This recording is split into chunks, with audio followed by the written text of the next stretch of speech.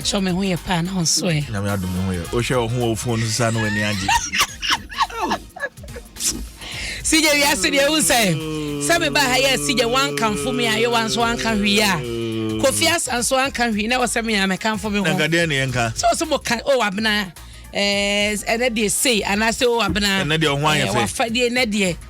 but okay wo se me metumi adma me ho ene de no o ti ase na se no de na enya kura enye sho me peta me peta sa CJ na ti say eno me ba na se me ya kakra ntino ye ntumi amon ko ba CJ ho ye enkomo ben na ye bo no oduma de etu aduma na oba be ye ani ye ho ye visa kwan so CJ ho ye me ho ye pa ye de rade ase me so me ho ye kwofo nyina so mo chia why na me okay me jom kwofo nyina so mo chia me jom so me da se pegi amadon ko na wagima attention wa ha aro se de ye wonko awani ana me tibie ye we de me nko amani ayo eni e pegi mpatro sande me de ebre me na me so me kenkan why me da se ma moni din di anka me kenkan but wa boni din di mate ne wonko afai me da se CJ da obokrata no de aba na ye be kenkan de amao na enra ena menya 1 year e wo multimedia enti hip hip hip hip hip hooray wow medamu nyina ase no megide se wahunu maseda na mede to Facebook no anapai kura na madwen course na se medamu nyina ase o rekono meseda nya brepa edin be ya pem ne akire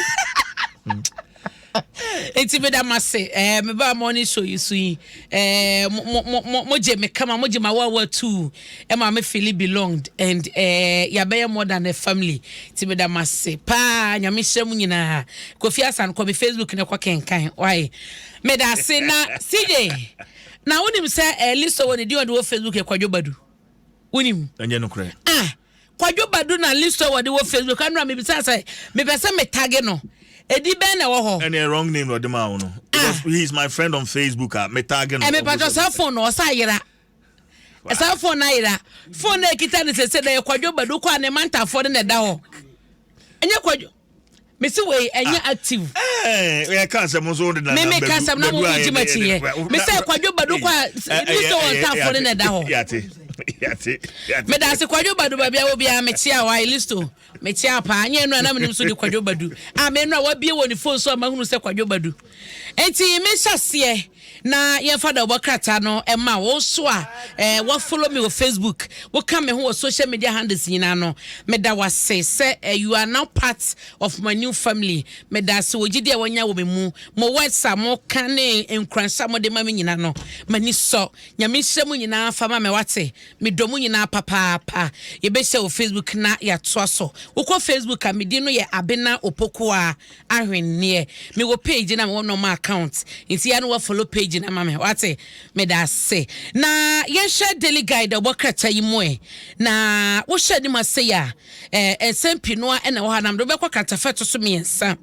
woni mu se ukọ NDC amanyokunim ne fa ewo ayawa so waswogona NDC amanyokunim ma bi horom ne se party na anye careful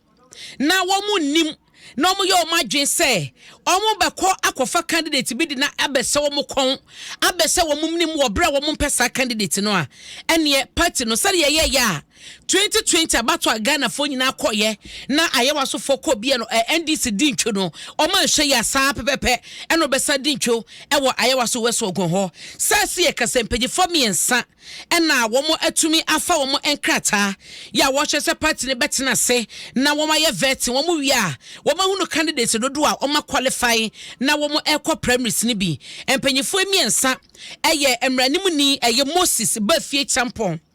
ena aye abrantie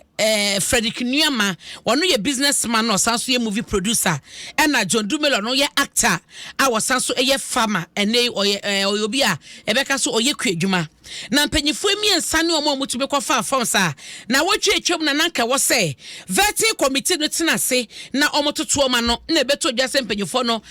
omo apostpone eye vet no indefinitely omo postpone ye no omo nkyere da omo de betena se nyina ne se omo no sa forms na mpanyifo miensa de baye no no sinto bi ni ade bi wo ma wo kwakọ yemu hyehyemu na na party mani bi se wo de wo matete wo mo nenam na wo mo tete ese enipa bi e wo party ni ma wo mo pese wo mo ya disqualify mpanyifo mienu e de nipa ba ko bi ba bese wo mo kon e wo party so do na be parliamentary candidate e de ma ND Samanyoko no e na party no ene emu atitafo bi a wo mo e wo 13 wards ni nyina se wo mo ntiase ne enti ase wo chena adeche ka ho enti se bibi sa na epo bi sa na party no eba wo mo nwi ho mienu ansa no matusa na mo no eno ho asam e wo delegate ne fa so miensa eno ati so na MPP Amanyoko no enso etonkra edema se opani bi anasa manyoni bi ko gina ba bi ko kan asem na ebitumi kwakotwe nkrata tententen eso mo de kwakoma IGP ese nipa na IGP nkonkote no na wo mo enye hwehwemu wo ho dia ene na wo mo sonso ma dia ba e wo mo wo se wo hyemu a ND Samanyoko ni mu omampani dada John Dramani Mahama enye ba ko nya mienu nya miensa agina platforms awodo ene ne party mani maka kire wo mo se afi ya yebesimu abato ne de a do or die affair. Edema ND Samanyoko ni ono nko a wo say chairman na wono e wo sesi edema ND Samanyoko Yera Johnson Sedu Ketia wono so aka on several occasions say 2024 about now NDC ekono se e was a party ba edi ne nkwakrampo to hono mo e ma party no kunim dia wo mo de beto hono mo wo mo che say sansem wo ya mpanyifo nyina keka ni nyina no ye nsem bia eno so no emu ohu enti say yade a IGP wo adwuma bi say obi obebi na no aka asem bi wo mo beti na hono mpanyifo mienu wankwado wankwache wo ne nyina no eye nsem bia Yera Brian na champion no na ye soafo a wono ehwe kwadwuma eso e wo mayim no so ye abetifia baton pesia so emra se bedwani ni se bi kwato dwana no memenda ebra party no ekọ apomodi atenatene ekọ nanteye ewo yi kwo no mukọ wie ni nyina won price so na Yera Brian na chapo de se bi kwato dwo mususu se ensem na wokan no yensem emu ohu na esanso ebo man na oman na so dwenso no ma no wo so into the sadia Yera Abraham Amaleba eni ND Samanyoko ni mpanyifo bi eden krata akwakoma IGP eti asem wo som na babia emrane da no fanto pepepe se dom ye wa asante mante ba brante be kwa kan sem bia wo mo kote no no wo mo efo senyoyo na wo mo koye ne sa pepepe e wo ho no mo eno so ho asem eda ha na enkrata bi enwo kranya enkrata video bi e beto monte so asije na emrante be senso eni post for dia tentam edi post for ni etu okra dia fi wo mo sem no emra so mo ye nson se no efidwase district court kwa asetena no wa ma wo mo bail ya 70,000 Ghana cedis enti ni panso no obi a bail ya 10,000 Ghana cedis a wo mo ehwehwemu eto so e wasem we ho daily guide edi emu kyeremu aba na mabobo so edi ama wo no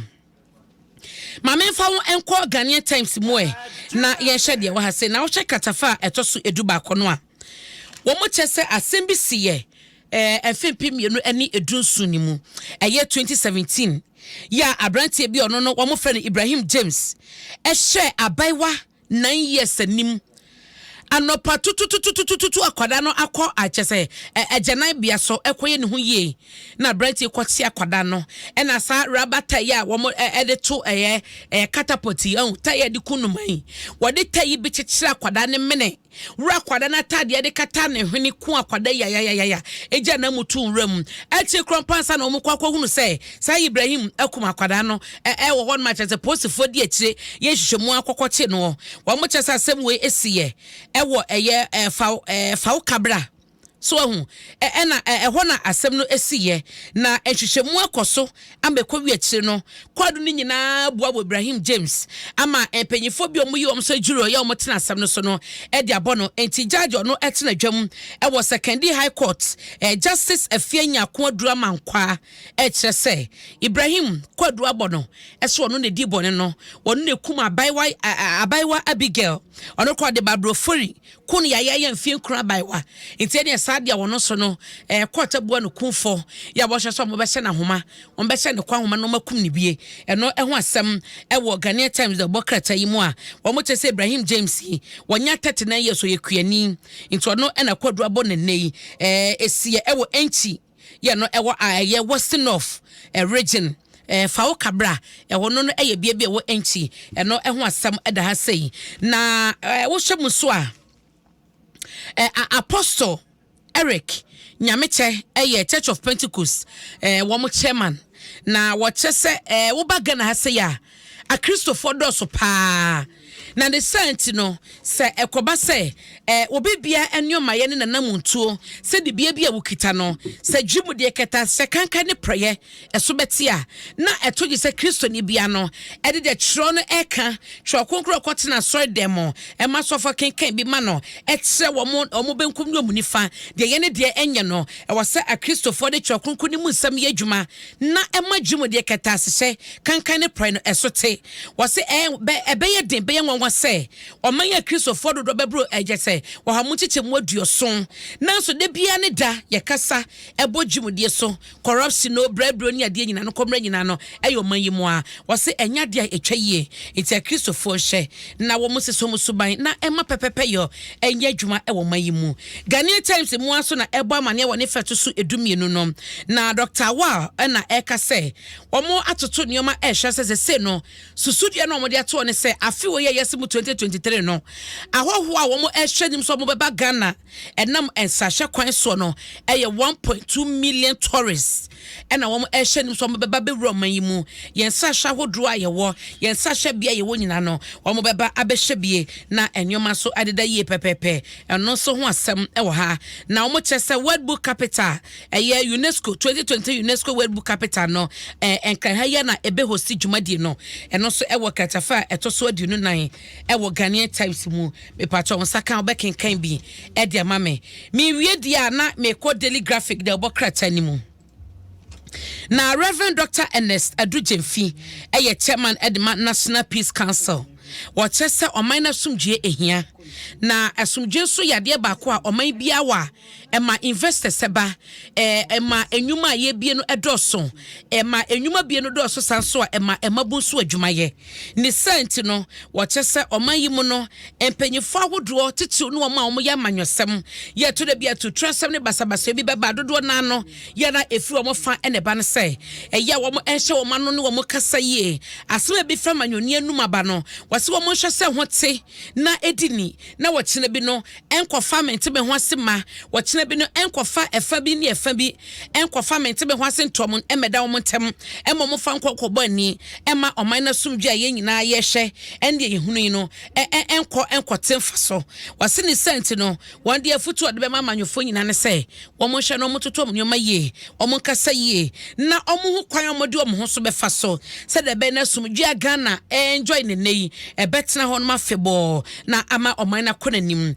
wode nsebo nyina tudwa ebra na woni daily graphic de obokrata no edin komo na watem no Reverend Dr. Ernest Adujemfi wo se oman na sumdwe no bibia nsom ye sanse so oman ne bo a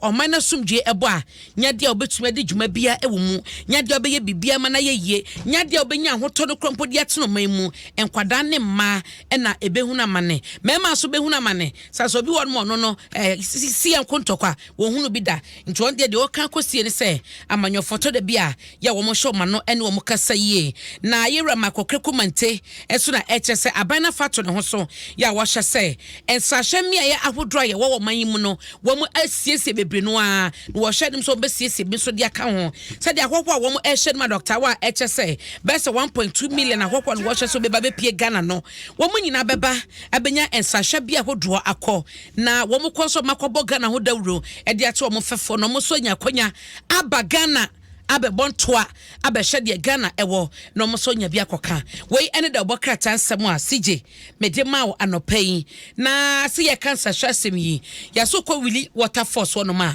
ya se project bi o mo start no 2002 eno no eye artifact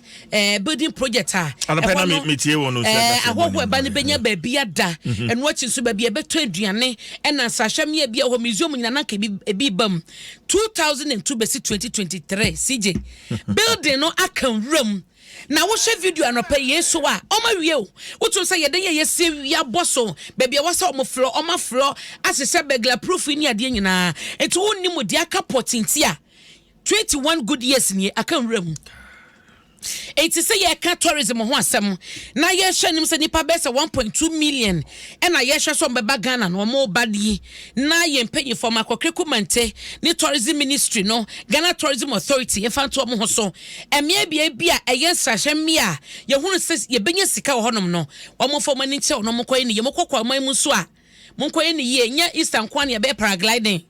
wo munya naka adenya hwere 6 months biempo no ye koya anka ebe ye fe ama ensahwe dwumadie no so no akona nim ti CJ eno ene nsema amede ma